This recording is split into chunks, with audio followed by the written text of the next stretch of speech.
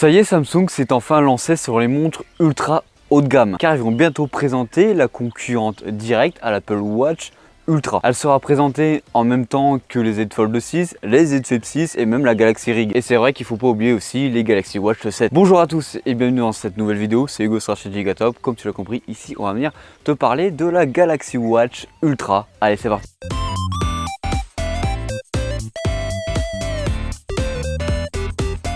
Bien sûr, comme d'habitude, n'hésite pas à t'abonner à la chaîne et à venir t'abonner à tous les réseaux sociaux de la chaîne. Alors ça fait quand même des semaines, même voire quelques mois qu'on a le design de la Galaxy Watch Ultra. Il nous avait été dévoilé comme d'habitude par OneLeak, mais on n'avait pas plus d'informations que ça sur cette montre. Depuis peu, on a Evan Blast, encore un leaker très fiable qui vient de nous dévoiler d'autres images de la Galaxy Watch Ultra. Donc je me suis dit, tiens, c'est le bon moment de venir vous en parler car on a des belles images en HD maintenant. Et surtout qu'elle sera présentée quand même dans moins de 2 semaines. La première chose qui m'a sauté aux yeux, pour moi personnellement qui possède de vraies montres, c'est qu'elle a un design ressemblant beaucoup aux montres de Belleros. Je trouve qu'il y a quand même un air de famille et franchement j'apprécie beaucoup car les montres Belleros, je les trouve juste magnifiques. Bon, j'avoue, en montre connectée, il y a quand même beaucoup de personnes qui m'auraient sorti l'Apple Watch Ultra. Tu peux retrouver sur la montre un écran rond entièrement incrusté dans un boîtier carré. On peut retrouver aussi un bouton central avec un liseré orange pour venir accentuer la position du bouton qui se trouve entre deux autres touches traditionnelles de Samsung sur ces montres connectées. On peut remarquer aussi que sur la tranche gauche, juste ici, tu peux remarquer des petites ouvertures qui peuvent s'apparenter à des haut-parleurs sur cette montre. Donc qui dit haut-parleur, donc réponse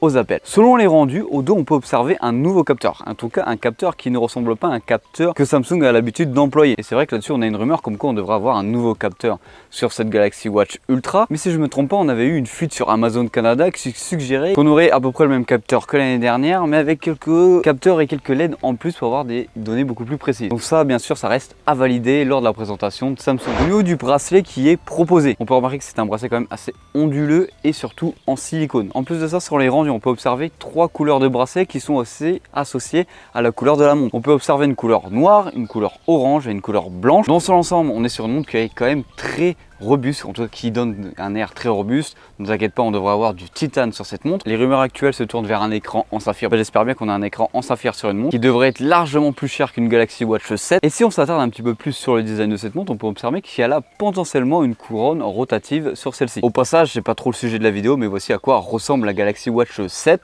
Dis-le moi en commentaire si tu veux avoir une vidéo complètement dédiée sur cette montre. Alors cette montre devrait être disponible seulement en 47 mm, un diamètre qui est vraiment très imposant, qui ne sera pas forcément adapté à tous les poignets. Moi je te le dis tout de suite, à mon poignet c'est mort, ça sera une énorme montre à mon poignet, mais ça reste quand même en dessous de l'Apple Watch Ultra d'Apple. A contrario, la Galaxy Watch 7 elle devrait avoir un 40 mm et un 44 mm.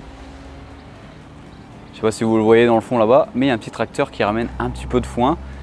Peut-être qu'il va venir chercher ce qu'il y a ici. On sait pas. Cette montre, bien sûr, tu vas pouvoir la mettre sous l'eau, elle est résistante à la poussière aussi, donc IP68 et jusqu'à une pression de 10 atm, soit 100 mètres de profondeur. Bon, par contre, les 100 mètres de profondeur, c'est bien sûr en théorie, parce que la résistance à 100 mètres de profondeur d'une montre, par exemple, ou de tout autre produit, c'est quand le produit ne bouge pas. Il suffit de faire un petit mouvement, par exemple, avec le bras, ça rajoute de la pression au produit dans l'eau, même si tu es à 1 mètre de profondeur. C'est pour ça qu'en vrai, les montres connectées ou les vraies montres qui ont seulement 5 atm, c'est pas trop conseillé pour venir nager avec ou venir se baigner. Alors, selon certaines certifications qui ont été validées sur le produit de Samsung, on observe que la montre devrait avoir bien sûr le Bluetooth, le Wi-Fi et la connectivité en réseau. Et la certification valide aussi une recharge sans fil allant jusqu'à du 10 watts. Et on s'attend à une autonomie record sur une montre connectée, en tout cas chez Samsung, avec une autonomie pouvant aller jusqu'à 100 heures. Et ça, c'est ultra intéressant, je trouve, pour des montres connectées qui habituellement on doit venir les recharger une fois tous les jours ou une fois tous les 2 jours. Et bien sûr, là-dessus, je parle des montres ultra haut de gamme parce que si tu prends des montres à 150 € comme la Xiaomi Watch S3 où on peut tenir une semaine sans problème avec. Et pourquoi cette montre devrait avoir une autonomie aussi grande?